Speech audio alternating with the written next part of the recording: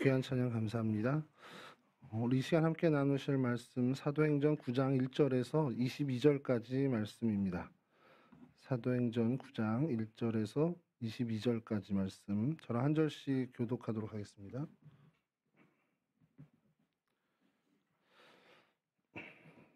사울이 주의 제자들에 대하여 여전히 위협과 살기가 등등하여 대제사장에게 가서 여러 해단에 가져갈 공문을 청하되 이런 날을 두고 따르는 사람을 만나면 남녀를 강요하고 결박하여 예루살렘으로 잡아오려 함이라. 사울이 길을 가다가 다메섹에 가까이 이르더니 호련히 하늘로부터 빛이 그를 둘러 비추는지라. 아니야 그러자 그 중에 소리가 있어 이르시되 사울아 사울아 네가 어찌하여 나를 박해하느냐 하시거늘. 대답하되 주여 누구시니까? 이르되 나는 네가 박해하는 예수라. 그는 일어나 시내라 들어가라 내가 행할 것을 내게 이룰 자가 있느니라 하시되 같이 가던 사람들은 소리만 듣고 아무도 보지 못하여 말을 못하고 서 있더라. 별이 땅에서 일어나 들을 떴으나 아무것도 보지 못하고 사람의 손에 끌려 다메섹으로 들어갔어. 사흘 동안 보지 못하고 먹지도 마시지도 아니하니라.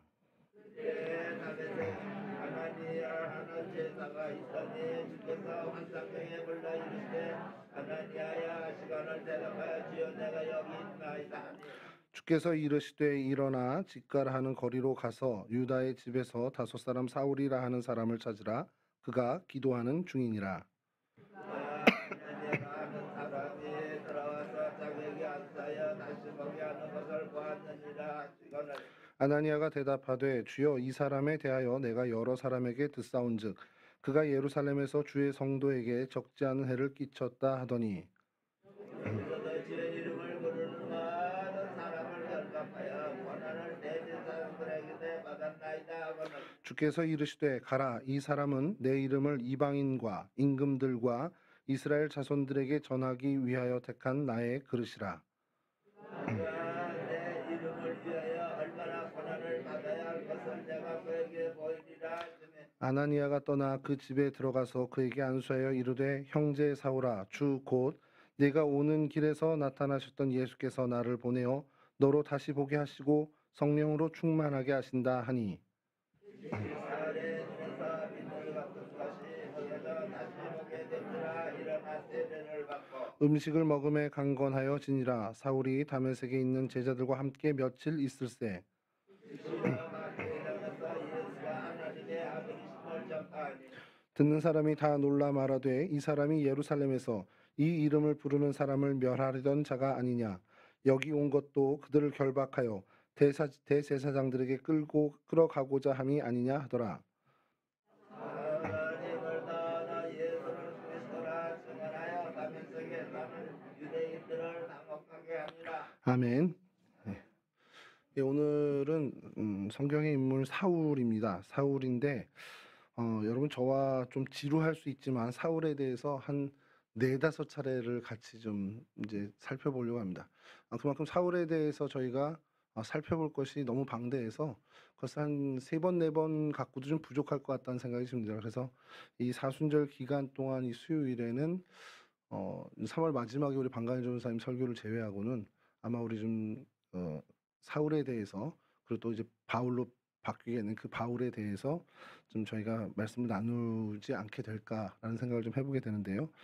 오늘 성의 수요일 또 제 수요일에 좀 고민이 많았습니다.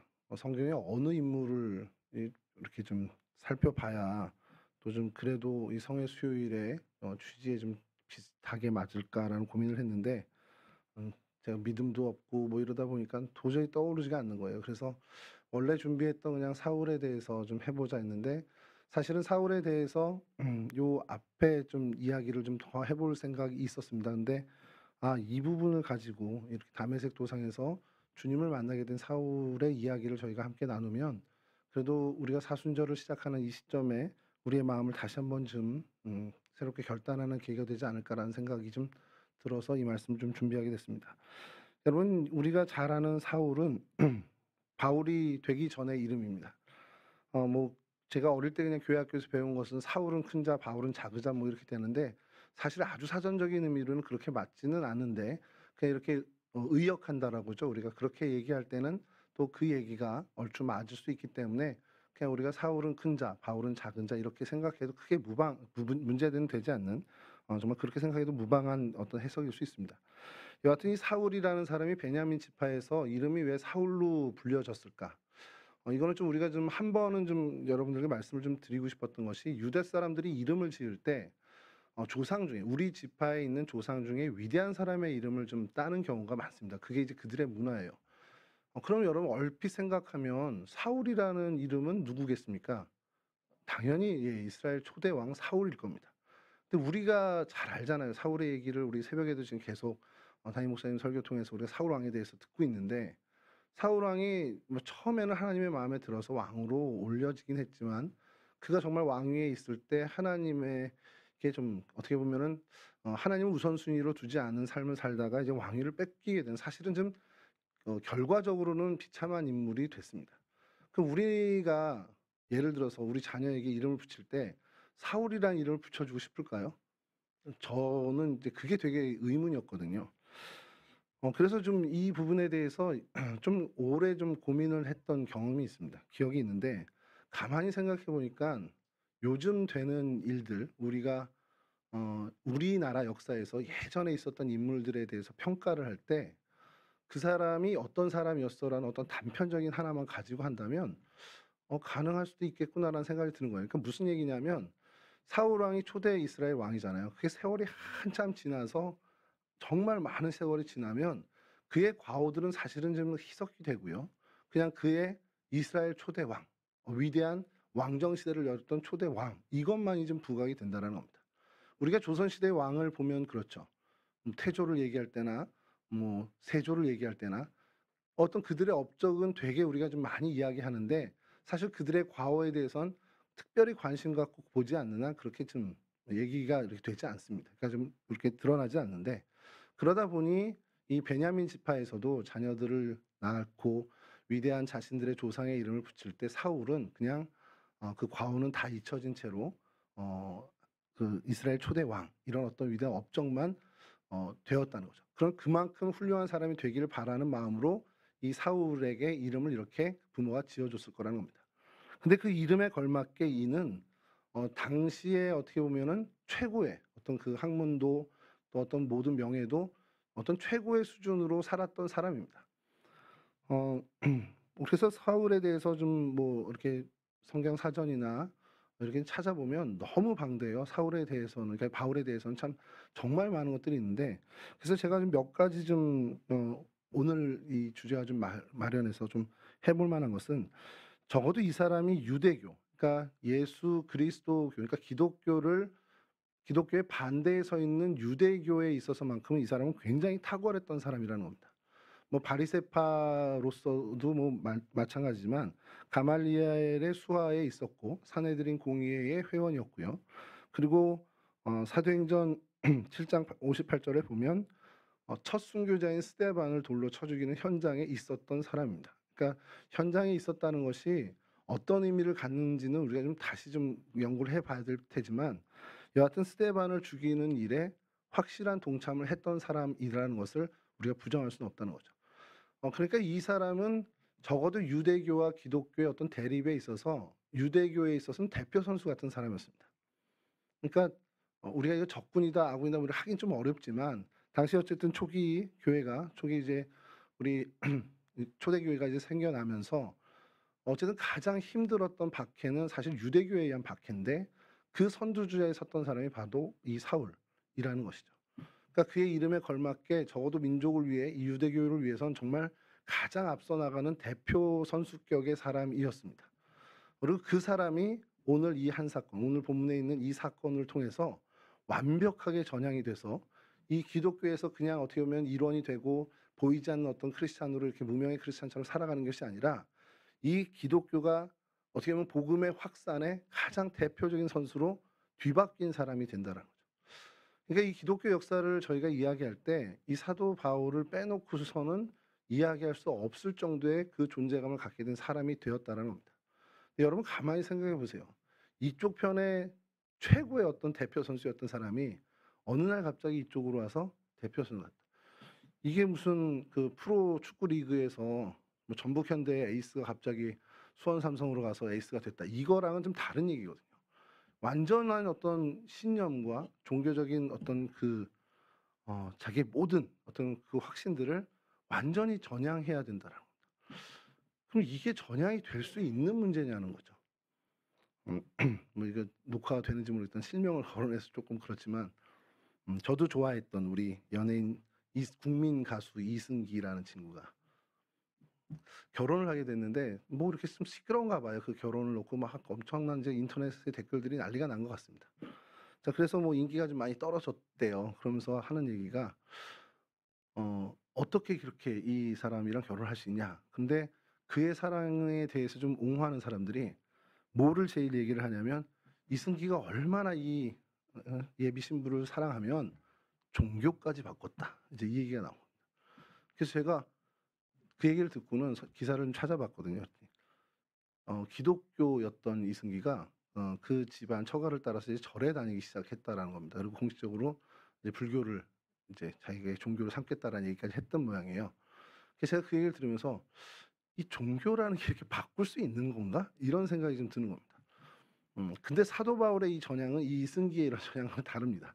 자꾸 이승기 하면 안 되는데 이승기가 가졌던 기독교의 어떤 것은 그냥 멤버십이었던 것 같아요. 그냥 그런 멤버십을 갖고 있다가 이제 저 불교의 멤버십으로 이제 간 거 정도로만 생각하는 거지. 그러나 당시에 이 유대교에 속해 있던 사도 바울의 그 신앙과 확신과 마음은 그냥 단순히 유대교의 멤버십을 갖는 정도 그런 게 아니라 유대교의 어떤 흥망성쇠를 위해서 자신의 모든 것, 생명까지도 내어 바친 사람이라는 겁니다. 그러니까 그런 열정을 가졌으니 예루살렘에서 다메섹까지 한 200여 킬로가 넘는 그 거리를 가서 색출해내서 잡아내겠다는 열정을 가졌던 사람이라는 겁니다. 여하튼 그런 어떤 배경을 갖고 있는 이 박해자 사울을 오늘 좀 이 그의 회심을 보면서 저희가 좀 교훈을 좀 얻고자 하는데요. 얼마 전에 뉴스를 제가 하나 보게 됐는데 올 여름 이제 기상에 대해서 좀 예측을 한 그 얘기인데 패널들이 나와서 얘기를 하는데 올겨울 기상이 여러분 예년 같았습니까? 올 겨울에 이 기온이 춥든지 아니면 좀 생각보다 따뜻하네 요렇게 가는 게 아니라 이 등락의 폭이 너무 심했다는 거예요. 따뜻할 땐 너무 따뜻하고 추울 땐 너무 혹독하고. 그래서 그게 왜 그러냐 그랬더니 결국엔 또 환경 파괴고 지구 온난화 때문이라는 얘기를 합니다. 그러면서 그 연장선상에서 올 여름에 예측을 하는 것이 굉장히 많은 자연재해가 있을 거라는 거예요. 그러니까 뭐 폭우든지 아니면 뭐 저온 현상이라든지 뭐 이런 어떤 아니면 아예 폭염이라든지. 근데 이제 뭐 장마나 어떤 이런 폭우들이 좀 많이 있을 거라고 예상을 하고 태풍의 피해가 좀 많을 거라고 그 패널이 얘기를 하는데요. 그러면서 그 재미난 것을 거기서 얘기하더라고요. 우리나라와 같은 위도에 있는 유럽을 비교하면서 그쪽은 그런 큰 수해가 없다라는 겁니다. 근데 올여름에는 생길지도 모른다 인제 그 얘기를 하려고 해서 그걸 갖다 놓았는데 그러면서 이제 그 태풍 피해에 대해서 좀 얘기를 하는 거예요. 우리나라 태풍 피해 그리고 그쪽의 태풍 피해 이렇게 하는데 저희는 태풍을 많게는 30여 번 적게는 한 20번 정도 저희가 해마다 그 태풍을 겪게 된다고 하는 거예요. 근데 그쪽은 태풍이 그 수의 뭐 10분의 1도 안 됩니다. 그런데 한 번 지나갈 때 그 피해가 우리가 생각하는 것보다 훨씬 더 피해를 입는다는 거예요. 같은 위도상의 유럽이나 이런 쪽이. 그래서 그것이 왜 그런가라고 하면서 그 분석을 하는 것이 우리나라는 이제 물이 좀 어떻게 보면은 우리나라는 좋은 편이긴 한데 유럽에 비해선 이렇게 땅에 물이 좀 부족한 편이랍니다. 같은 위도상에 있는 유럽 대륙은 그렇게 깊게 이렇게 파지 않아도 항상 이렇게 습해 있고 물이 좀 충분해서 나무들이 이렇게 뿌리를 깊게 내리지 않아도 물에 닿는다는 거예요. 물줄기에 닿는다는 거죠. 그러니까 나무들이 그냥 깊이 뭐 가 가지고 물을 차서 뿌리를 쫙 내릴 필요 없이 그런 어떤 비옥한 토지라는 겁니다. 그러다 보니까 태풍이 지나갈 때 우리나라 나무들은 깊게 뿌리를 내리다 보니까 어느 정도 강풍에는 견디는데 비슷한 강풍의 어떤 세기에 유럽에 심겨진 나무들은 많이들 이렇게 쓰러진다라는 거예요. 근데 그 얘기를 들으면서 제가 한편으로 좀 드는 생각이 있었습니다. '야 이건 굉장히 우리한테 시사하는 바가 크구나.' 그러면서 이제 그 패널들의 이야기가 지금 튀르키예 지진으로 넘어갔는데 이 지진을 이야기하는데도 비슷한 맥락의 이야기들을 이 사람이 나누는 거예요. 그러면서 요번에 재미난 것들 하나를 이제 소개를 하는데 여러분 그 요번에 튀르키예 지진에서 엄청난 피해가 났습니다. 터키 이제 옛날 터키 지금 튀르키예만 해도 2만 명 이상이 사망을 했는데 여러분 사망자가 단 한 명도 없는 도시가 요즘 화두에 올랐습니다. 그리고 영국 BBC에서 이것을 이제 취재를 해서 그게 지금 유튜브에 굉장히 많이 돌고 있는데 한 약 100여 킬로 정도 떨어져 있는 이 진원 그 지진 진앙지에서 100여 킬로 떨어져 있는 에르진이라는 도시가 있어요. 사망자도 제로고 무너진 건물은 뭐 이렇게 단순하게 좀 부서지거나 이렇게 모스크에 있는 첨탑 정도가 쓰러진 정도는 있는데 무너진 건물, 그러니까 무너졌어. 저 건물이 무너졌어라고 할 만한 건물은 단 한 채도 없었다라는 겁니다. 그러면서 그것을 이제 BBC가 분석을 해 나가는데 여기 있는 시장에 대해서 집중하는 거예요. 이 시장이 어떤 사람인지, 그러면서 그 시장의 시정 정책에 대해서 얘기를 하는데 그러니까 투르키예가 10여 년 전에 이런 지진을 좀 맛봤답니다. 그래서 그때 부랴부랴 건축법을 다 손을 봤다는 거예요. 새로 신축되는 건물뿐만 아니라 기존의 건물들도 보강을 하라는 거죠. 내진에 맞게끔 이제 그것을 하게끔 했다라는 겁니다. 그러니까 뭐 기존의 건물들이야 뭐 좀 한계가 있겠지만 새로 신축하는 건물 같은 경우는 뭐 그 규율에 따라 하면 내진의 어떤 그러니까 지진에 견디는 정도가 어느 정도 괜찮을 거라는 것이죠. 근데 터키 전역에 걸쳐서 이 법규가 잘 시행된 지역이 없다라는 겁니다. 그냥 그렇게 하던 대로 관행대로 그냥 지어지고 또 그렇게 유야무야 넘어갔다라는 거죠. 근데 이 에르진에 있는 이 도시의 시장이 뭐에 씌였는지 모르지만 하여간 그거에 대해서 유별났다라는 거예요. 다른 시정 정책은 모르겠는데 이 건축에 대해서 굉장히 까다롭게 하고 그래서 건설 회사랑도 싸우고 뭐 협박까지도 받고 그러면서 그랬겠죠. 상상을 좀 해보면 야 너만 뭐 우리 도시만 이러냐 너만 뭐 깨끗하냐 이런 아마 핍박이 있지 않았을까라는 생각을 좀 해요. 근데 그 법규를 하여간 정말 뭐에 빠진 사람처럼 완벽하게 지키려고 애를 썼고 그리고 6층 이상의 건물이 허가가 안 나는 지역이기 때문에 절대 허가를 안 해 주고 많은 로비도 들어오고 했지만 그것을 당당히 좀 거부하고 했다라는 겁니다. 그래서 어느 정도까지냐면 이제 경질 위기까지 간 거예요. 많은 사람들이 이 사람 더제이 시장으로 우리가 같이 할 수 없겠다라는 그런 지경까지 가게 됐는데 이번 지진이 터지면서 이 사람이 완전히 주목을 받게 된 겁니다. 그 지역에 내진 설계로 보강을 하고 내진 설계대로 그 법규대로 지은 건물들은 단 한 채도 무너지지 않았다는 거예요. 그러면서 이제 BBC에서 이제 그 얘기를 한 것을 이 패널들이 얘기를 어떻게 이야기를 옮겨가냐면 비슷한 지진의 강도가 일본에 있었던 95년의 고베 지진을 이야기합니다. 고베 지진은 일본에 있어서는 굉장히 큰 타격을 받은 지진이었습니다. 약 사망자가 5천 명 정도 발생했는데 이게 일본에 있어서는 굉장히 큰 사망자 수라는 거죠. 그전에도 이 정도의 어떤 사망자를 기록한 지진이 없었다라는 겁니다. 그리고 그것과 비슷한 지진을 또 하나 비교를 하는 것이 멕시코 지진이었는데 그때는 9,500여 명이 사망을 했다는 겁니다. 그리고 튀르키예 지진은 그것과는 조금은 다르지만 좀 더 이제 좀 강하다고 볼 수 있는 강도의 차이가 아니라 연속해서 오는 것 때문에 좀 다르다고 보긴 하는데 어쨌든 너무 큰 차이 2만 명의 사망자가 나왔다라는 것. 그러면서 그 지역의 에르진 도시를 또 얘기하면서 이게 우리에게 뭘 얘기하냐라는 거예요.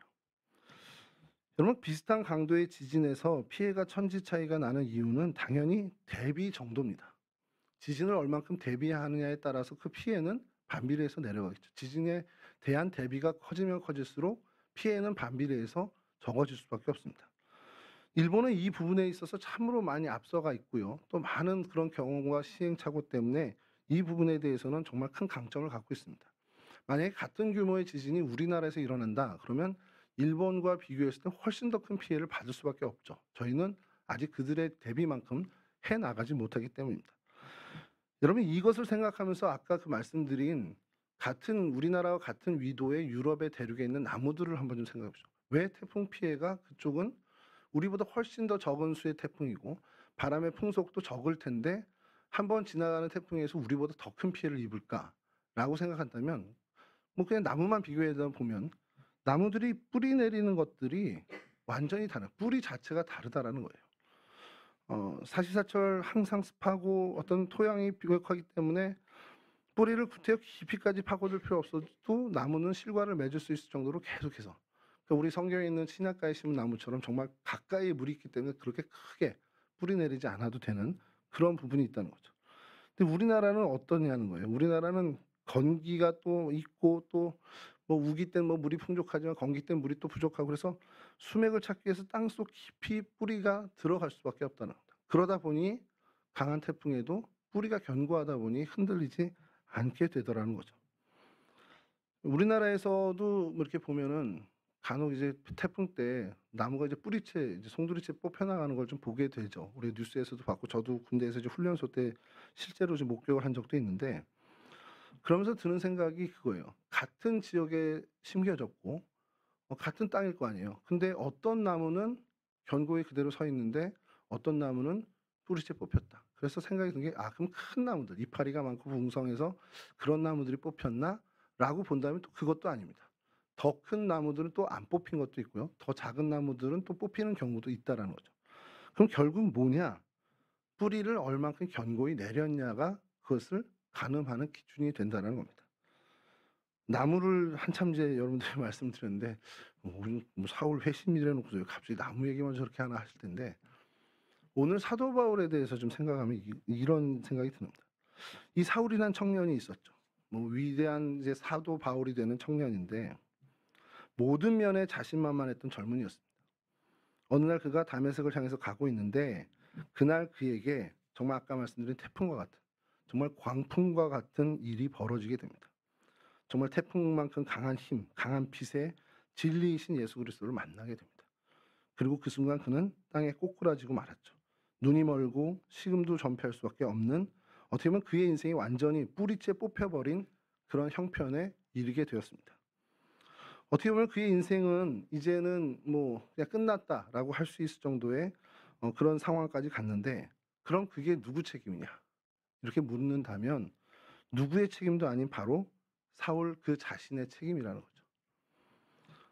왜냐? 그가 뿌리 내린 것이 참 진리요 영원한 생명이신 예수 그리스도가 아닌 자신의 의지, 자신의 신념에 뿌리 내린 삶을 살았기 때문이라는 겁니다.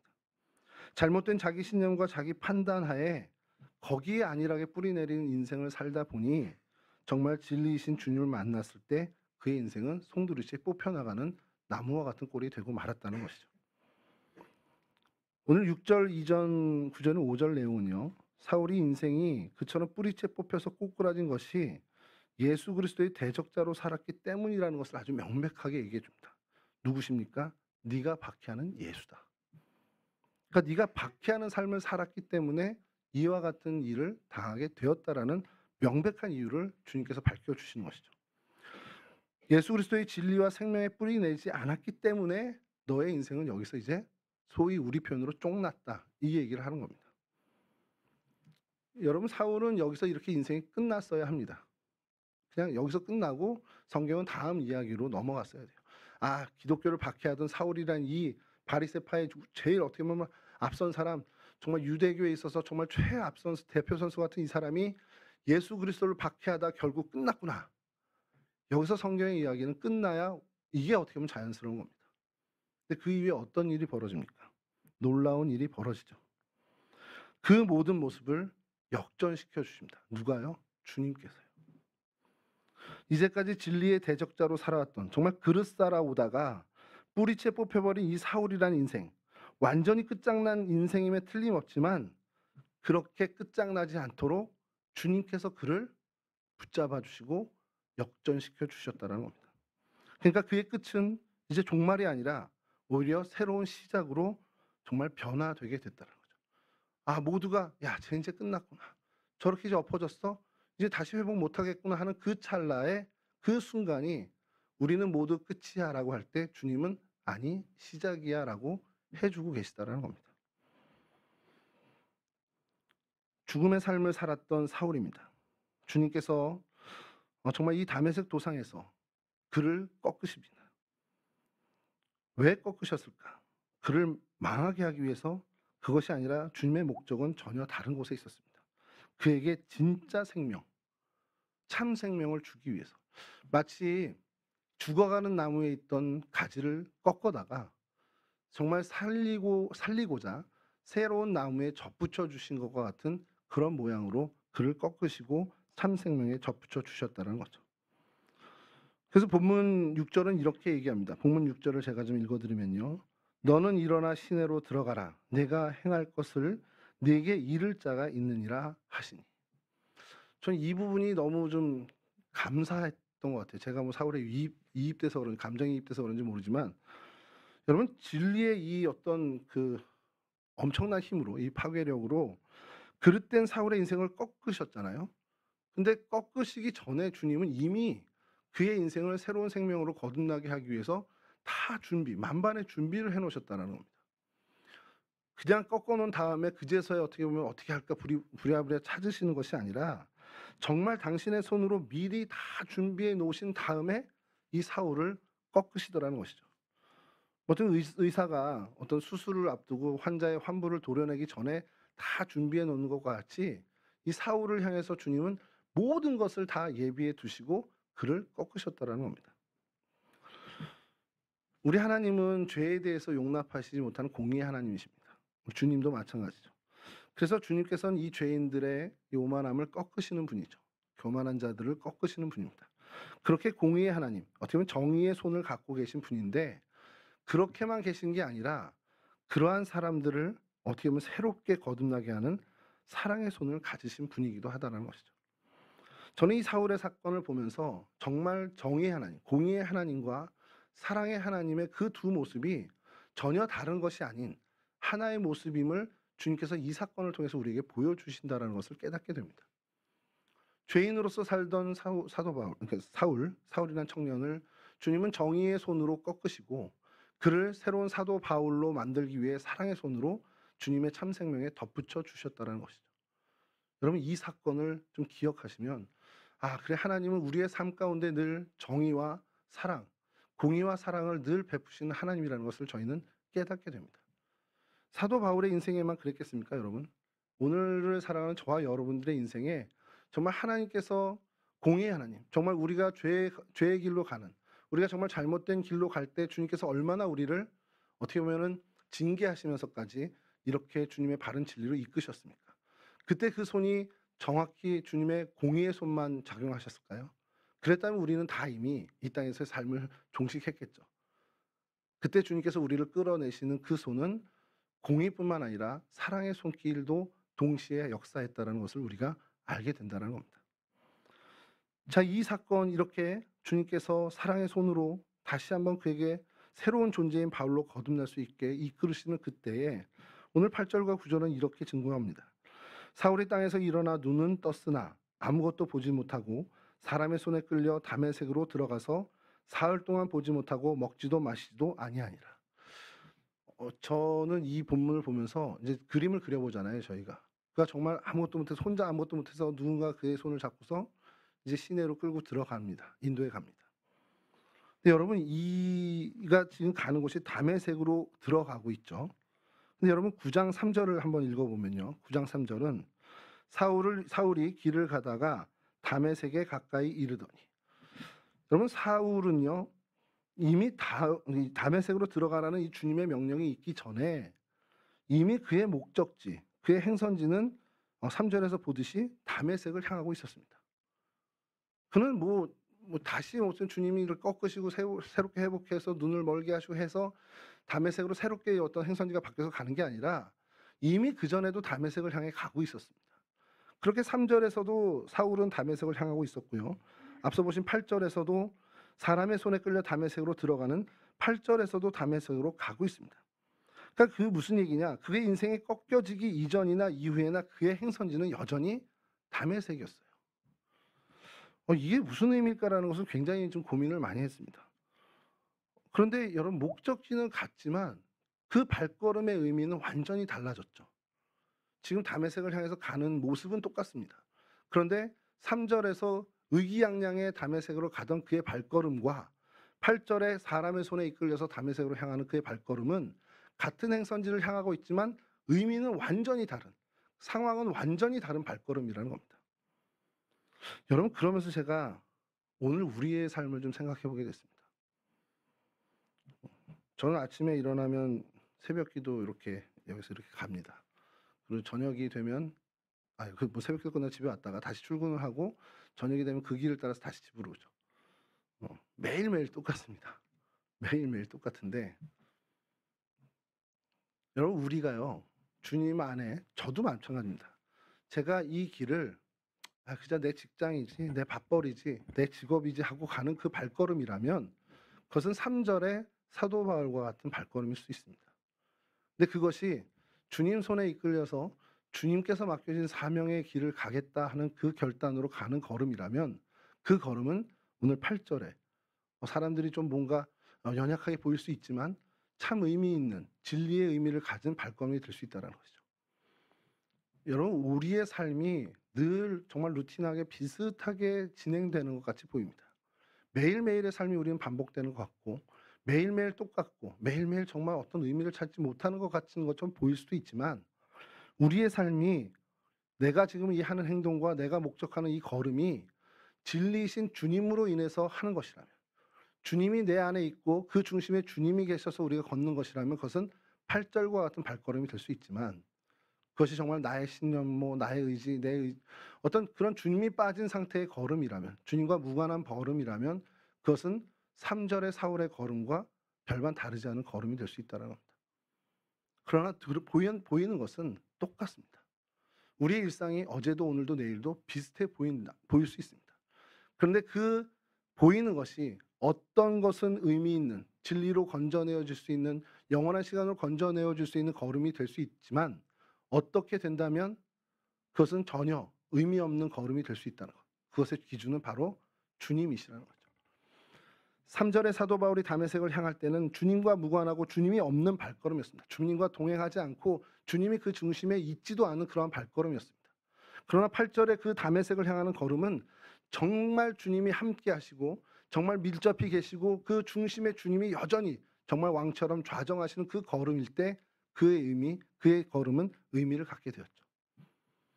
우리의 삶도 마찬가지입니다. 매일매일의 일상이 똑같고 우리 매일매일의 일상이 그냥 하던 대로 다람쥐 쳇바퀴 돌아가는 거지만 그 중심에 주님이 계시고 주님이 함께 하신다면 그 모든 행동 하나하나는 정말 진리로 건져 올려지는 어떻게 보면 진정한 의미의 어떻게 보면 주님의 그 의미 있는 인생 그 시간이 되고요. 그렇지 않고 주님과 무관한 그냥 돌고 도는 세상이지라고 간다면 그것은 정말 버려지는 시간, 세월이 허비되는 그러한 시간이 될 수밖에 없다라는 사실입니다. 여러분 이 사도 바울을 보면서 제가 또 하나 느끼는 것은 9장 7절인데요. 요건 좀 제가 읽어 드릴게요. 같이 가던 사람들은 소리만 듣고 아무도 보지 못하여 말을 못하고 서 있더라. 여러분 사울이 죽음에서 생명으로 접붙여지는 어떻게 보면 이 순간에 그 역사의 현장에 사울 혼자만 있었냐? 그렇지 않습니다. 일행이 같이 있었다는 거예요. 근데 그 많은 일행이 같이 있었는데 그날 생명에 접붙여진 사람은 오직 사도 바울뿐이었다는 겁니다. 사울만 이 구원의 역사에 어떻게 보면 해당되는 사람이 되었다는 것이죠. 왜 그랬을까? 그 다른 사람들이 사울보다 더 악한 사람이었기 때문일까? 전혀 그렇지 않죠. 오히려 괴수 중의 괴수는 사울이었습니다. 어떻게 보면 이 악하기로 따진다면 더 악한 이 사울이 구원으로 초대받게 되었죠. 여러분 이것은 뭘로 설명할 수 없는 정말 은혜라고밖에 우리가 이야기할 수 없는 것인데 이 은혜라고밖에 설명할 수 없는 것이 사실 오늘 저희들에게도 해당된다는 것이죠. 여러분들이 얼만큼 어떻게 무엇을 했기 때문에 주님이 여러분들을 이 생명으로 이끌어 주셨고 여러분들의 매일매일의 일상을 어떻게 보면 의미 있는 시간으로 채워주시는 정말 주님께서 함께해 주시는 은혜를 주십니까? 내가 좀 뭔가 잘나서 내가 뭔가 하나님 헌신을 더해서 이게 아니라는 거죠. 우리는 우리 스스로를 잘 알잖아요. 내가 구원받기 위해서나 혹은 주님의 은혜를 얻기 위해서 무언가 제대로 한 것은 없습니다. 그러나 정말 주님께서 정말 그런 저에게 아무 조건 없이 주님께서 사랑을 베푸시고 은혜를 베푸셨다는 것이죠. 여러분 이 은혜를 사울이라는 청년은 그날 그 현장에서 그 은혜를 알게 됐고 그로 인해서 그의 인생은 완전히 다른 인생으로 정말 완전히 변혁된 인생으로 새롭게 출발하게 되었다는 것이죠. 오늘 우리 역시 아까도 말씀드린 것처럼 다메섹을 향해서 나가는 사람들입니다. 아침에 일어나 밥을 먹고 일을 하고 해가 지면 잠자리 들고 정말 겉으로 보면 매일 반복되는 그 삶을 살고 있죠. 여러분 그렇기 때문에 우리는 사울이 아닌 바울로 살아가야 되는 것을 매일매일 결단해야 됩니다. 그렇지 않는다면 우리는 늘 3절 말씀에 정말 내 의지와 내 뜻대로 길을 가는 사울의 삶을 살 수밖에 없다는 것이죠. 매일매일 나를 살피고 주님이 나와 함께 하시는지, 내가 주님의 그 은혜를 받은 사람답게 내가 지금 바른 선택을 하고 있는 것인지를 매일매일 점검하며 주님 앞에 나를, 그 말씀이신 주님 앞에 나를 계속 비추어 봐야 한다는 겁니다. 여러분, 그렇게 하는 것이 우리가 진리에 뿌리 내리는 삶을 사는 것이라고 할 수 있다는 것이죠. 바울의 삶의 의미가 정말 새로워진 그 변화 한가운데 주님이 계셨던 것처럼, 어떻게 보면 정말 한 손으로는 꺾고 한 손으로는 새롭게 살리시는 그 주님이 함께 하신 것처럼, 오늘 우리의 삶에도 한 손으로는 죄를 멀리하게끔 우리를 다그치시고 한 손으로는 우리를 사랑으로 보듬어 주시는 그 주님이 우리와 함께하고 계셔야 한다는 것이죠. 그런 주님과 함께하기 위해 우리는 날마다 날마다 우리의 삶을 정말 점검하고 매번 체크하는 삶을 살아야 한다는 겁니다. 여러분, 이런 은혜를 입은 저희들, 그럼 그런 은혜를 입은 사람다운 삶을 우리는 살아야 한다는 것이죠. 주님께서 안타까워하시는 것이 무엇일까? 우리를 향해서 가장 안타까운 것이 무엇일까? 은혜를 잊는 삶을 사는 것이 아닐까라는 생각을 해봅니다. 매일매일 그렇게 은혜를 주시고 우리의 인생 가운데 더할 나위 없는 은혜를 주셨음에도 불구하고 우리는 그 은혜를 받은 사람답게 사는 것이 아니라 그 은혜를 잊고 잃어버린 사람처럼 살 때가 너무도 많다라는 것이죠. 세상의 기준에 따라서, 세상에서 말하는 소위 성공이라는 그 틀을 따라서 쫓아가면서 주님과 무관한, 주님의 말씀의 정신과는 무관한 삶을 살 때에 그런 삶을 바라보는 주님이 그 시선은 사울을 향한, 정말 다메섹을 향해 의기양양 가는 그 사울을 바라보는 눈으로 바라보실 수밖에 없을 것이라는 겁니다. 우리가 이 은혜를 정말 입은 사람답게, 정말 이 은혜를 소유한 사람답게 살기 위한다면 정말 우리는 우리의 삶을 매일매일 점검하며 주님께서 나와 함께 하시는지를 항상 체크해야 한다는 것이죠. 여러분, 우리는 어차피 이 사울처럼 정말 끝장난 인생으로 우리도 종결돼야 될 인생일 수밖에 없을 겁니다. 그러나 주님께서 이 사울을 바울로 건져내어 주신 그 사랑의 손으로 우리를 매일매일 건져내어 주고 계시죠. 사순절의 시작, 이 성회 수요일에 이 사순절에 도대체 우리는 뭘 좀 생각해 봐야 할까라는 것을 좀 고민하면서 말씀을 준비할 때 이 사울을 택하게 된 것이 결국 이 공의와 사랑의 절정의 어떤 사건이 이 사도 바울의 다메섹 사건이라고 우리가 본다면 그보다 더 절정의 사건은 십자가의 사건이라는 것이죠. 그 십자가의 사건이 하나님의 공의와 하나님의 사랑이 정말 함께 만나는, 함께 어우러진 죄는 벌하여 멸하고 그 죄인은 건져내어 사랑으로 구원시켜 주시는 주님의 은혜가 있는 그 십자가를 우리가 묵상한다면 우리 매일매일의 삶을 우리가 십자가와 무관하게 사는 것이 아니라 매일매일 그 십자가의 은혜를 붙잡고 살아가는 삶으로 살아야 한다는 것입니다. 매일매일 하나님 나를 공의로 정말 내 죄를 멀리하게끔 나를 돌보시고 또 그 죄로 인해서 멸망받을 수밖에 없는 나를 정말 주님의 은혜 베풀어 주셔서 사랑으로 건져내어 주신 그 하나님의 은혜를 기억하는 그 매일매일을 이 40일 좀 살아가야 되지 않겠냐라는 것이죠. 사순절에 무엇을 우리가 더 고민해야 되냐? 나를 위해서 핍박받으신 예수 그리스도의 고난에 대해서 어떻게 보면 묵상하고 그 고난에 감사하는 것도 중요하지만 그 십자가의 은혜가 오늘 내게 주어진 은혜이고 오늘 내게 정말 적용되는 그 은혜라는 것을 매일매일 묵상하며 매일매일 결단하는 삶을 살아야 한다는 것이죠. 십자가의 은혜를 받은 사람답게 내가 정말 내게 하나님이 이 새 생명을 주신 하나님이시니까 그 은혜 밖에 나는 더 이상 사울로 사는 것이 아니라 정말 바울로 살아가야겠다는 결단을 매일 아침 눈 뜰 때마다 우리는 해나가는 이 사순절 기간을 보내야 되지 않겠냐라는 겁니다. 바울은 여전히 다메섹을 향하고 있지만 그는 그전과는 전혀 다른 의미의 걸음을 걷고 있었습니다. 사도행전으로 들어가는 그 첫 걸음을 걷고 있었죠. 주님의 사랑과 공의의 손에 이끌려서 다메섹으로 들어간 그 바울은 이제 그가 오히려 많은 사람들을 사랑과 공의로 건져내온 주의 도구가 되었습니다. 그 은혜를 받은 사람답게 정말 하나님이 기대하시는 그 기대 이상을 해낸 사람이 바로 이 사도 바울이라는 것이죠. 오늘 우리에게도 하나님은 그렇게 기대하고 계십니다. 이 사랑과 공의의 은총을 받은 너희들은 그럼 어떠한 삶으로 다른 사람들을 유익하게 하고 다른 사람들을 위해서 살아가겠는가? 이 사순절에 정말 매일매일 아침마다 주님의 말씀을 묵상하시는 가운데 오늘도 내가 하나님의 공의와 사랑의 도구로서 하나님으로부터 쓰임받는 삶을 살기를 결단하는 그러한 삶을 살았으면 좋겠습니다.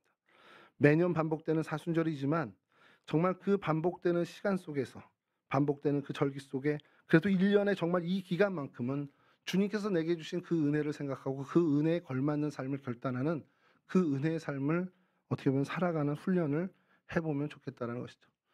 2023년 이 사순절 이제 시작됩니다. 여러분 이 사순절 기간 동안에 정말 하나님과 더 가까워지시길 바라고 말씀이신 주님과 더욱더 동행하고 그래서 정말 그 말씀이신 주님이 기대하시는 그 삶의 이상의 모습을 정말 주님께서 우리를 향해 더할 나위 없이 좋았다라고 평가하실 수 있을 만큼의 그 인생을 살아가는 복된 이 2023년 사순절이 되기를 주님의 이름으로 간절히 축원합니다.